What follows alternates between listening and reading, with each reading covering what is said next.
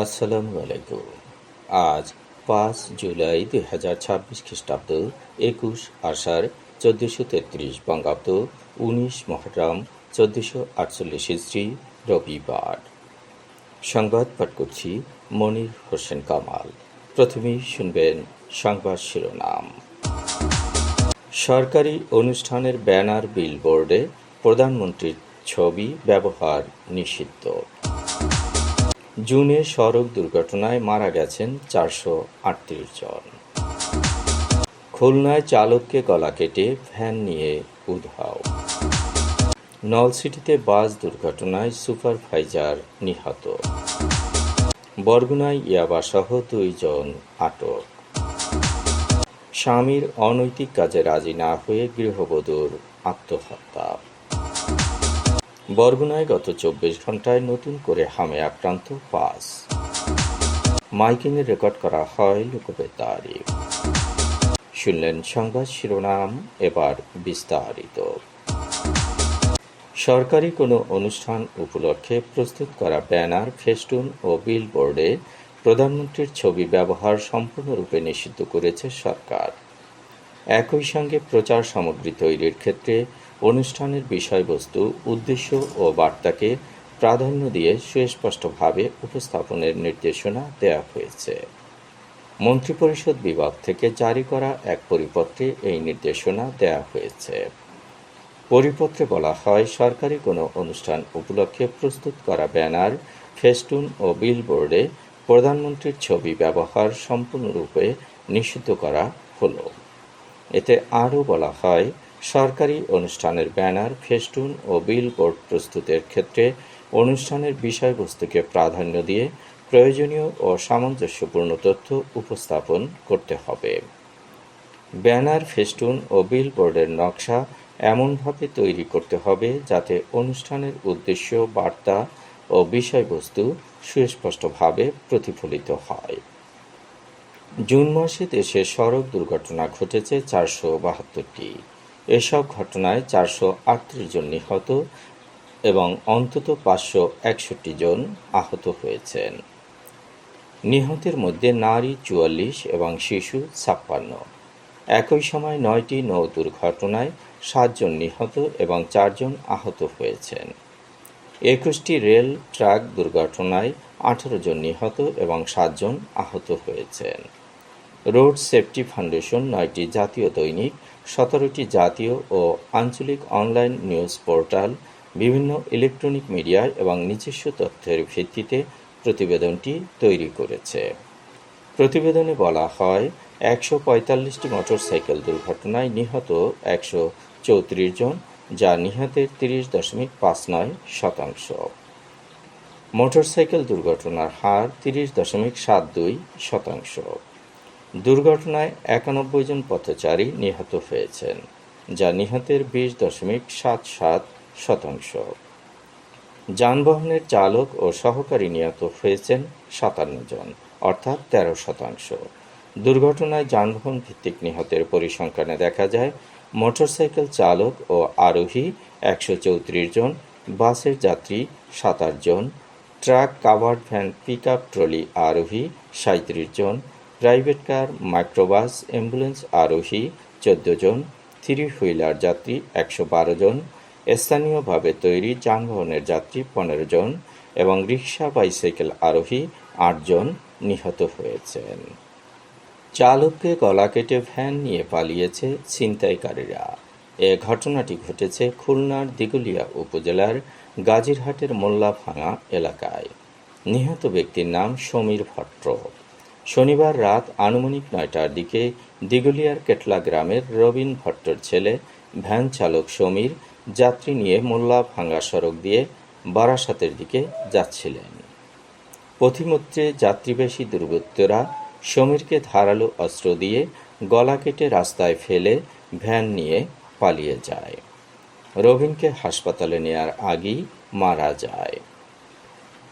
ঝালকাঠির নলছিটিতে যাত্রীবাহী একটি বাস নিয়ন্ত্রণ হারিয়ে সড়কের পাশের খাদে পড়ে গেলে বাসের সুপারভাইজার নিহত হয়েছেন। এ ঘটনায় বাসের অন্যান্য যাত্রীরা অল্পের জন্য প্রাণে রক্ষা পেয়েছেন।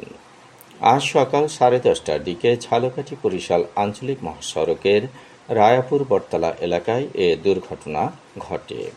নিহত মনির হোসেন নলছিটি উপজেলার ভৈরবপাশা এলাকার বাসিন্দা। তিনি নাহিদ সুপার পরিবহনের সুপারভাইজার হিসেবে কর্মরত ছিলেন। পিরোজপুরের মঠবাড়িয়া থেকে ছেড়ে আসা নাহিদ সুপার পরিবহনের একটি যাত্রীবাহী বাস সিএনজি চালিত একটি অটোরিকশাকে ছাড় দিতে গিয়ে নিয়ন্ত্রণ হারিয়ে সড়কের পাশে খাদে উল্টে পড়ে যায়। বরগুনায় ইয়াবাসহ 2 জনকে আটক করেছে পুলিশ। আটককৃতরা হচ্ছে কালিরদাব গ্রামের রুবেল খানের স্ত্রী সাতি বেগম ও বাঁশবুনিয়া গ্রামের আলামিন। তাদের কাছে 150 পিস ইয়াবা পাওয়া গেছে। গতকাল বিকেলে তাদেরকে আটক করা হয়। বরিশাল নগরীতে স্বামীর চাপে অনৈতিক কাজ না করে গলায় ফাঁস দিয়ে আত্মহত্যা করেছে এক সন্তানের জননী। ভাড়া বাসা থেকে ঝুলন্ত অবস্থায় তার লাশ উদ্ধার করা হয়েছে। আত্মহননকারী ময়না নগরের পলাশপুর এলাকার ভাড়াটিয়া রুবেলের দ্বিতীয় স্ত্রী।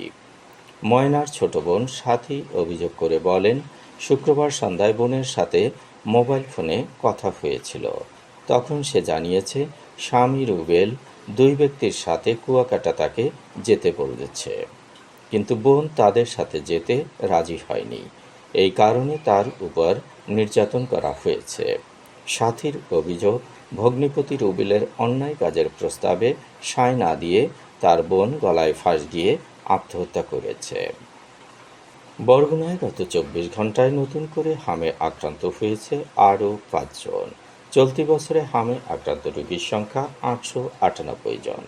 নিশ্চিত হাম রোগী শনাক্ত হয়েছে 67 জন। সুস্থ হয়ে বাড়ি ফিরেছে 838 জন।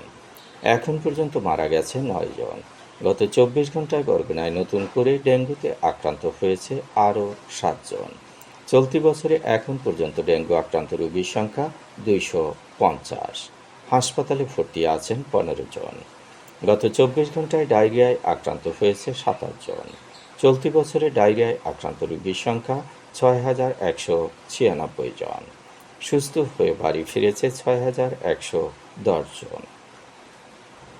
মাইকিংয়ে রেকর্ড করা হয় লোকবেতারে। সুমধুর ও সুস্পষ্ট কণ্ঠে মাইকিংয়ের জন্য লোকবেতারের বিকল্প নেই। লোকবেতারের সাউন্ডপ্রুফ স্টুডিওতে করা হচ্ছে গান ও নাটকের রেকর্ড। সেই সাথে লোকবেতারের নামমাত্র টাকায় প্রচার করা হচ্ছে বিজ্ঞাপন। 15 সেকেন্ডের বিজ্ঞাপন প্রচারিত হচ্ছে মাত্র 500 টাকায়। 30 সেকেন্ডের বিজ্ঞাপন 1000 টাকা, 45 সেকেন্ডের বিজ্ঞাপন 1500 টাকা আর 1 মিনিটের বিজ্ঞাপন প্রচার করা হয় মাত্র 2000 টাকায়। নির্ধারিত টাকার বিনিময়ে প্রতিদিন কমপক্ষে 5 বার করে পুরো 1 মাস বিজ্ঞাপন প্রচার করা হবে। মাইকিং ও বিজ্ঞাপনের জন্য যোগাযোগ করবেন 0-on-55-56-445 নম্বরে। এবারে শুনবেন আবহাওয়ার খবর।